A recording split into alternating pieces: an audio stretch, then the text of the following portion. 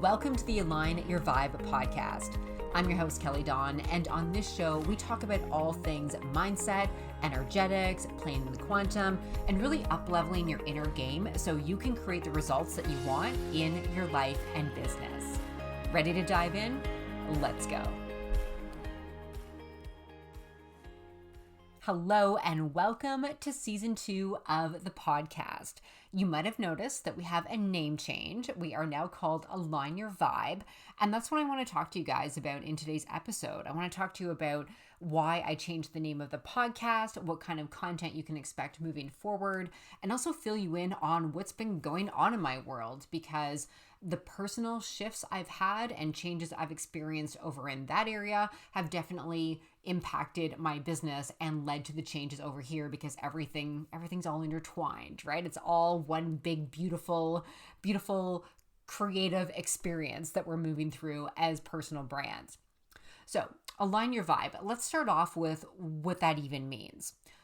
What aligning your vibe is really about is going within and asking yourself, is my internal state aligned with what it is I want to call in, with what it is I want to manifest, whether that's in my life or my business? And that means your thoughts, the beliefs that you have, the feelings, the energy that you're dwelling in the majority of the time. You want to check in and ask yourself, are those things, like, are my internal ways of being in alignment with what it is I'm calling in? Because the actions that you're taking in your business, they're important. You need to have a strategy. I'm not knocking strategy, but that's not really the thing that's going to take you to your next level. And a lot of entrepreneurs, especially in the earlier stages of their business, think that they need to constantly be changing their strategy or doing something more, doing something differently, and shifting things in the physical is going to create results in their business. And really, it's not about that. It's not. It's about what you're feeling, what you're thinking about, what you're focusing on, and the energy you're in the majority of the time. Those are the things that are really contributing to the success in your business. Now, in the past, I have talked about strategy because it is important. You need to be doing something. Like, we can't just sit on our couch all day and think happy thoughts and have millions of dollars rain down upon us, which would be fantastic. Not exactly the way it works. But I was noticing over the last few months that I wasn't really feeling lit up to talk about it. So that led up to the name change of the show. I knew I still wanted to speak to entrepreneurs and talk mainly about business, but branch out from the strategy and focus more on the mindset and the energy, and as well branch away from the coaching industry. Now, of course, I love the coaching industry. I'm not leaving it. I still coach coaches, but I know this work can impact so many other people. So people who have a real estate business, people who have in-person massage practices, chiropractic practices, energy healers, authors, artists, basically anyone who wants to advance in their business, in their career, whether they're entrepreneurs or not, can benefit from this work. So I've opened up space for this show to go in a direction that's a lot more broad than it was in the past. Now, in my personal life, what has been happening? Oh my gosh, so many things, so many things. If you've been in my world for a while, you know I'm a huge fan of journaling. I'm like best friends with my journal. Journaling has helped me create my dream life. I started back when I first got on my personal growth journey. I remember journaling when I had my cleaning business. I would write out in the morning about the life that I wanted to create. Little Oliver, who's going to be 9 in the fall, he was just a little fuzzy football who was like napping on my lap as I was doing this with my morning coffee. Like, journaling has been a thing for a really long time. And part of my journaling practice is getting clear on my big picture vision. This is something I still teach. It's something I feel is really important. And I would write things out about my business growth, my health, my fitness, my relationships, where I was going to be living, the money I was going to be making. I would write all of these things out in extreme detail, and they would manifest. A little while ago, I manifested an apartment in this luxury condo building that was once on my vision board from a couple years previous to that. And it's funny because it wasn't even on my radar, and I had the opportunity to move into the building, and sure enough, there I was in a place that I had once journaled about. So there is so much power in writing things down, getting clear with your intentions, and literally writing your reality that you want to be experiencing. What was happening though with my own personal practice is that I was coming up against what felt like a wall where I'd sit down to journal and I would write things out specifically about where I was living. And it wasn't activating the part of me that it used to activate. And I set it aside. I kind of let it go for a little bit and then I came back to it. But I noticed there was an energy of struggle around it. And so I was talking to my kinesiologist about it. And she said, why don't you just give up journaling like around your vision for the next week or two and just see what comes through? And I did not want to hear that. I did not want to hear that because I love doing it. It's part of my morning practice. It's something that it's worked for me, right? So I really didn't want to let it go, but I did at her suggestion. And I think I quit journaling around my big picture vision for about, I'm not sure, maybe about a week or two. It wasn't very long. And what dropped in when it came to my environment is living in the country. Now, this is something I'd thought about before because I grew up in the country. I loved it. I'm at the age now where being in a city and going to bars and going out, like that's not even important to me anymore. But I had a lot of resistance around country life just because it's very different. Like I spent about 26 years in a city.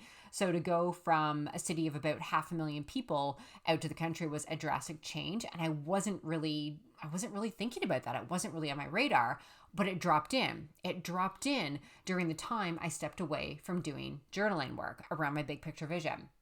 So I got the idea, house in the country. I'm like, okay, I'm just going to run with this. I'm going to run with this and see what it feels like, see where it takes me. And I popped onto the realtor.ca. I think that's it. Realtor.ca is a website here in Canada where you can look at all the houses for sale. And I was poking around and I can work anywhere I want to work, right? Laptop lifestyle, all that good stuff. So I was looking at all of Canada and I found this place in Nova Scotia. It was this beautiful old farm that needed a shit ton of work. It was on a humongous property. And it was like a Saturday or Sunday afternoon. And I remember hopping on my Instagram stories and I shared a picture of this farm. And I said something like, hey, might buy a farm in Nova Scotia. Haha. And it was kind of like a joke. But then about, I don't know, maybe 3-4 days later, I had a realtor who was looking for properties on the East Coast for me. So I didn't end up buying that place in Nova Scotia. I ended up buying this super cute 120-year-old farmhouse on 5 acres in New Brunswick.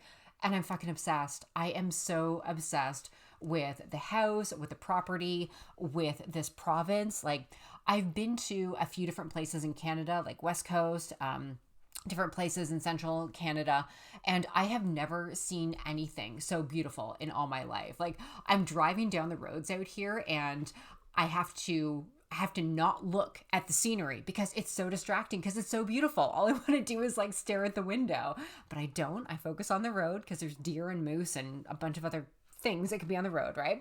So anyways, I'm in an absolutely beautiful place. I own my own home in the country. It's an old place. I think technically it's Edwardian and not Edwardian. I can't say that word. The period that comes after Victorian, if you're into houses. So it might not be an old Victorian, but it's really fucking close. Anyways, being in a space where I am surrounded by nature, I'm not around other humans unless I'm visiting my mom who lives in a town about 25 minutes away from me, or if I'm going to like the grocery store, I'm alone a lot of the time. And I am in a space that is wide open. Like I look out my window and it's fields and it's mountains and I have neighbors nearby, but compared to living in the city, spaciousness is the vibe out here. It is so wide open, and being in this space where I'm not plugged into the city life, where I'm not plugged into being around other humans and a bunch of technology all the time, has really helped me connect more deeply with myself and with the universe and with nature, and get back to the space where I was able to hear the inner voice that was really calling me to my next level in business. And that voice was telling me it's time to let go of the strategy. It's time to let go of strategy. I'm going to have it in the self-study course, but beyond that, as far as like the masterminds I'll be running, the work I do with my one-to-one clients, this internal work lights me the fuck up because I know how powerful it is. And letting go of the majority of my belongings before I moved here, because I came here just with what could fit in my Jeep. So I took no furniture. I took like a suitcase of clothes, a few other important things that I needed to have with me, and that's it. So there was this massive purging, this massive letting go of so many things, and that just trickled into my business. It's like, okay, it's time to let go of strategy. Let's put that aside. There's so many people out there who can teach it and coach on it. It's not really what I'm feeling called to do anymore. So that is why I changed the name of the podcast. That is what's been going on in my business as far as what we're doing moving forward. And that's my little update on my living situation that I wanted to share with you guys. The fur kids are with me. They are doing well. Of course, I have to update you on the fur babies. Alexa, my cat, she has settled in. She's been mousing. She has a ton of different windows to look out, and she's so happy. She hangs out in the bedroom the majority of the time, and every time I come upstairs, I always check in on her and say hi to her and talk to her for a couple minutes, and she's just, it's like she's beaming. It's like she's beaming with joy. Now, Oliver, on the other hand, he's doing a lot better the past couple days. But when we first moved here, he was a fucking basket case.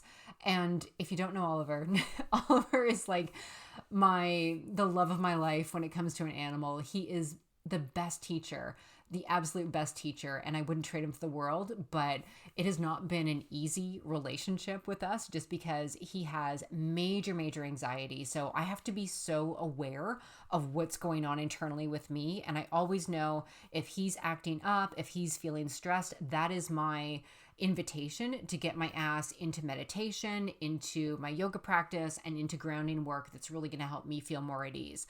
Anyways, I thought when we moved to the country, Oliver would be so happy because there are no more sirens. There's no more like real major loud background noise or anything like that. And it turns out that the sounds of nature have been driving him crazy. They've been driving him absolutely crazy. And being in the country, we've had flies in the house. And poor sweet baby Oliver has seen maybe, I don't know, fucking like 4 or 5 flies in his entire life, because I've lived in condos for the most part since I've had them. So he's not even used to seeing flies. He would go berserk. Like he would go batshit crazy trying to catch these flies. And so he was all riled up. He's been like super anxious. I don't mean to laugh at the poor little guy. But he is settling down. He's settling down now. He's adjusting to country life. It was a bit of a bumpy ride there for the first couple of weeks, and Alexa's settling right in. So we're doing well. We're up here. My fiance Craig, he's going to be coming up for a little visit shortly, and I can't wait for him to see the place. I want to get things fixed up first though, because it's still in rough shape. It's not horrible, but the house I'm in was empty for a couple of years because the people who owned it beforehand were from another province, and with COVID, they couldn't come and do any work on the house. So the major things are taken care of, but aesthetically, it needs some decorating, which is going to happen. Anyways, that's my update that I wanted to share with you guys. Thank you so much for being part of my journey. If you are a longtime listener, I love you. If you are brand new to the show, welcome. I love you too. If you want to connect with me, you can find me over on Instagram at I am Kelly Dawn, and to share a little bit more about the challenge that I mentioned earlier. The free challenge is happening on July 5th, 6th, and 7th. It's called Ignite Your Coaching Business. And this is for you if you are a coach or a service-based entrepreneur and you want to create 10K months in your business. During the 3-day challenge, I'm going to be walking you through the 3 most important things that you need to have in place in order to get to 5-figure months. Now, there are so many things you could be doing in your business. There are so many different things. And I understand, especially when you're first starting out, it can feel like you need to do all of them to sign clients and start making a full-time income. What I'm going to share with you in this challenge are the essential pieces that are going to help you take your business full time. So to join, there's no registration. All you have to do is pop inside my free Facebook group. I'm going to link that up below, and just show up live for the trainings. And if you can't show up live, the replays will be available until July 11th. So you have a couple days to catch up. During the challenge, I'm going to be announcing the self-study course. That's the one that includes the strategy. That's the only place that you'll be able to get the strategy information from me moving forward. But yeah, I would love to have you there if you are in that space in your business. If you already have your strategy down and you just want help with the energetic mindset support, reach out to me because I'm currently taking on private clients. All right, you guys, I will leave you with that. I hope you have an amazing, amazing rest of your day, and I'll talk to you in the next episode.